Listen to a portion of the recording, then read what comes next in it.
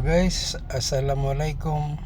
Mayroon akong isi-share sa inyo paano biyakin ang CPU A8, iPhone CPU A8 sa mga bagay. So ginamit kong init ay 350 at saka hangin 400. Generic hot air lang ginamit ko bagay. So ito bagay yung pagtanggal ng mga paints or yung tingga. So kailangan ipantayin natin.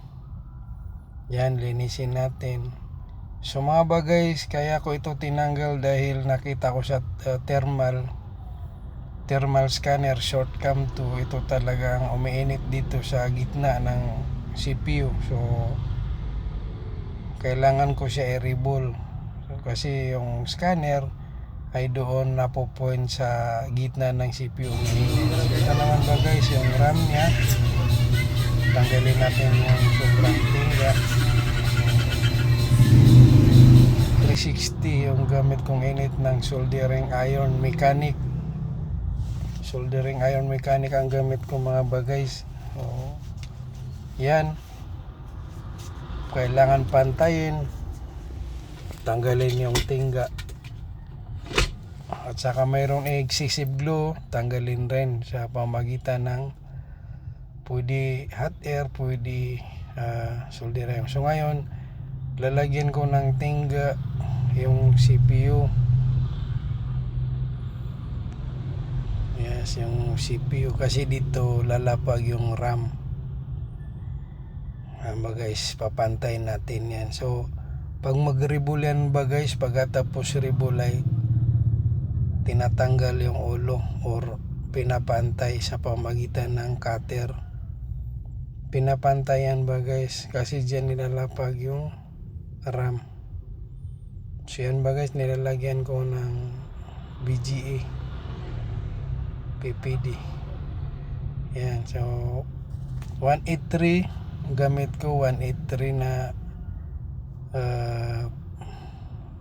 liquid soldering lead. Yes, or PPD. So yan mga guys, 183 Celsius. So punasan natin para pantay yung yung soldering, mapantay siya. Tanggalin natin excessive kasi sa pag-init ay baka magsobra. Siyan ba guys. So ngayon, ito namang CPU, yung likod niya, tatanggalin natin yung excessive glue or at saka yung tingga. So yan ba guys, yung pagno ginamit kong init ay 360 rin. So kailangan mabilisan ba guys yung pag galaw mo ng soldering, baka ma-open pattern siya, ma-drop points, matanggalan ng ngipin yung CPU. Sayang naman, mawawalan tayo ng pag-asa. At saka pag matanggal yung pads, nako, medyo tataas yung oras sa trabaho. So ganito ay perfect siya mga bagay, wala. So yan, pagkatapos kung lusawin yung glue, ginamitan ko ng weak solder. Yes, tapos ulitin natin. Ayan bagay, sa linalagyan ko yung tingga, yung mga grip pads. Kasi pag hindi siya makinis o kumikintab ay mahirap dikitan ng reball pag reball. So nilalagyan ko siya ng lead para maging makintab siya. Kasi yung mga gray colors na pads, minsan na pag hindi mo yan nilagyan ng tingga or lead, pag reball mo ay minsan walang didikit na balls. So kailangan talaga yung mga gray pads lagyan ng tingga para makintab. Kasi pag hindi makintab yan, parang dumi tingnan, hindi yan didikit. So yan ba guys ang ginagawa ko, nilalagyan ko ng tingga yung pads na gray color. So yun lang mga guys. Alam mo mga guys, ito ay ilang ulit na ako na ganito. Kasi mayroon akong mga video tutorial na tinitesting ko talaga.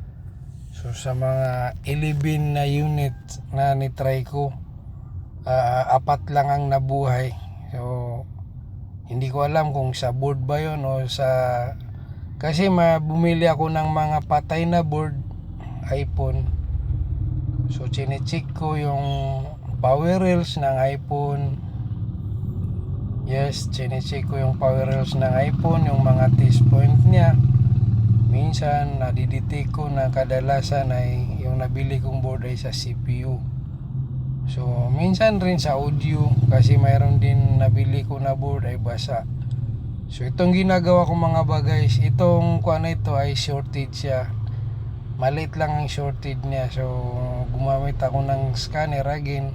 Yun, sa banda CPU minutes. I hope this is ay mag-successful itong ginagawa natin. So practice lang araw-araw ba guys, practice, rebull cleaning hanggang sa matuto tayo, kasi hindi naman tayo pinanganak na master. So payo ko lang, lagi kayong mag-rebull, lagi kayong maggawa ng IC.